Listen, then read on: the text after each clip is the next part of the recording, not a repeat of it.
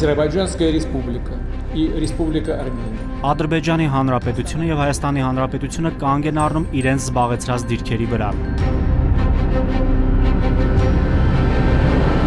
Հայաստանի եւ Ադրբեջանի միջեւ հաստատված է խաղաղություն։ Չկա Սևանալիճ, բայց կա Գոյչալիճ։ Չեմ լսել, կամ չեմ կարդացել։ Ոչ թե ասելա, որ Սևանա լճի անունը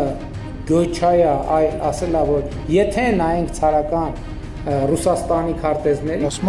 մենք պետք է մեքենաներով վերադառնանք, խոսքը տանկերի մասին չի եւ այլն։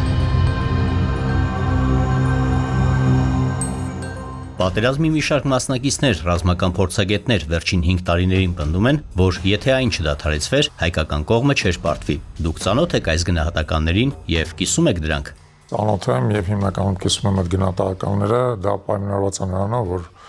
20 թվականի նոյեմբերի սկզբին, երբ պատերազմը դադարեցվեց, Ադրբեջանը իր հարձակողական պոտենցիալը սպառել էր եւ սպառազինության իմաստով եւ հարձակողական ստորաբաժանումների իմաստով։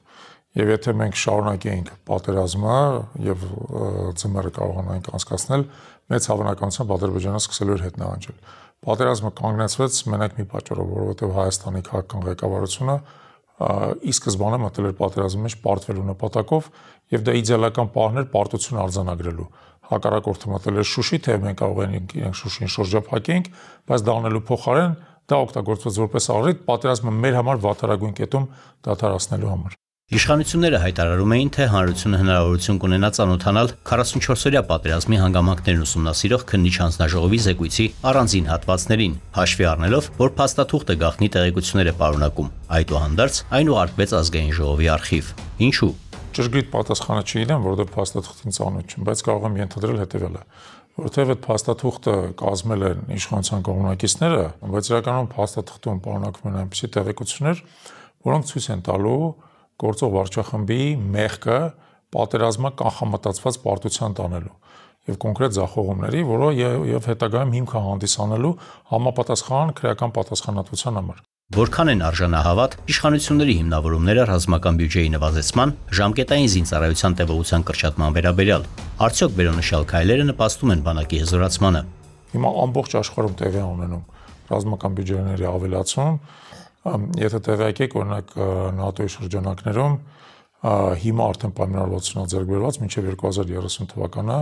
ռազմական բյուջեները հասցնել ՀՆԱ-ի 5%-ին, որը հսկայական թիվ է, որովհետև հիմա մոտավորապես 2-2.5% է։ Շատ քիչ երկրներ կան, որ դրանից ավել ունեն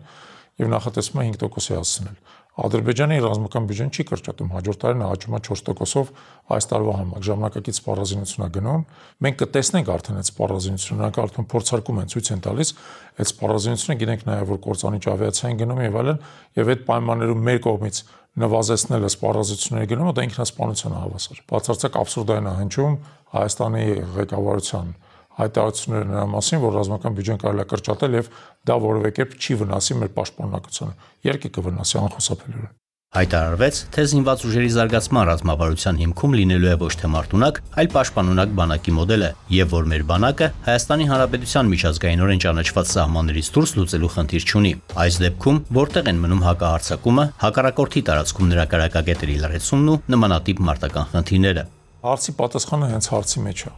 Չկա տենց բանակ, որը կարող է միայն պաշտպանվելով պատերազմ խախտել։ Անհնար է, եթե քեզ սպառնում են պատերազմով, դու պետք է ընդունակ լինես առաջինը պատերազմը տեղափոխես հակառակորդի տարածք, մասնապես նաև հաշվի առնելով, որ շատ հատվածներում մեր տարածքը ռազմավարական խորություն չունի, մասնապես հարավում, Վայոց ձորում եւ Սյունիքում։ Դու չես կարող այնտեղ միայն պաշտպանվես։ Եթե դու այնտեղ միայն պաշտպանվում ես, դու երաշխավորված պարտվելու ես։ Դու այնտեղ պետք է կարողանաս ընդհակառակը առաջ գնաս, որպեսզի պատերազմը տեղափոխես հակառակորդի տարածք։ Եվ երկրորդը, կա այդպիսի པարզ գաղափար ռազմավարական զսպում։ Դա այն սպառազինության միջոցներն են, մասնապես հեռահրթիռները եւ այլն, որոնք չեն օգտագործվում սովորական ժամանակ, բայց եթե հակառակորդը մտել է քո տարածք եւ սպառնում է քո կենսական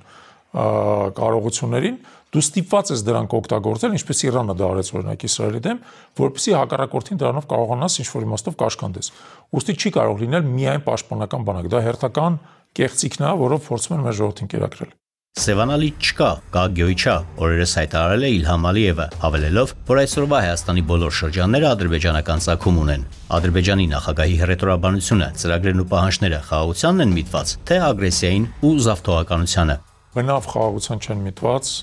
Առաջին հերթին պետք է հիշել, որ Ադրբեջանի բռնապետական ղեկավարությունը խնդիր ունի սեփական ժողովրդին անընդհատ կերակրել հակահայկական տարբեր խոսույթներով, նարատիվներով, բայց որը ավելի վտանգավոր է, երբ որ նա սկսում է այդ գործընթացը, այդ խոսույթների, ինչ որ բայ պետք է նաև ինչ որ գործողություններ իրականացնի, դրանք ոնց որ հողի վրա իրականացություն դարձնելու համար։ Ոստես կարծում եմ, որ սպառնալիքները պատահական չեն, հայ ժողովուրդը դրանց դիմադրում է, նախ համանդրության փոփոխությանը, անդիմադիր տարբեր ուժերի կազմալուծմանը եւ այլն։ Ինչ կոնկրետ քայլեր են անհրաժեշտ Հայաստանի եւ Ադրբեջանի միջև իրական խաղաղության հասնելու համար։ Իրական խաղաղություն Հայաստանի եւ Ադրբեջանի միջև հնարավոր է միայն հզոր Հայաստանի պայմաններում։ Այն Հայաստանն է, որը տնտեսապես զարգացած է, ժողովրդավար է, ունի հզոր բանակ, անվտանգային համակարգ, որտեղ իդեպ յուրաքանչյուր քաղաքացի գիտակցում է իր դերը երկրի պաշտպանության մեջ։ Պարտադիր չի նա բնականաբար բանակում լինի, բայց նա կամ պետք է լինի պահեստազորում, կամ պետք է ունենա որոշակի դեր քաղաքացիական պաշտպանության կամ ռազմարտությունաբերությամբ զբաղվի, կամ սննդի անվտանգությամբ զբաղվի, էներգետիկ եւ այլն։ Այսինքն ամբողջ երկիրը պետք է դառնա հզոր պաշտպանված ամրոց, որը Ադրբեջանի համար դառնա անխոցելի։ Հետ կանգնի շանտաժի եւ սպառնալիքների ագրեսիայի իր քաղաքականությունից։ Միայն այն դեպքում, երբ որ Ադրբեջանը զգա Հայաստանի ուժը նորից, ինչպես նա զգացել էր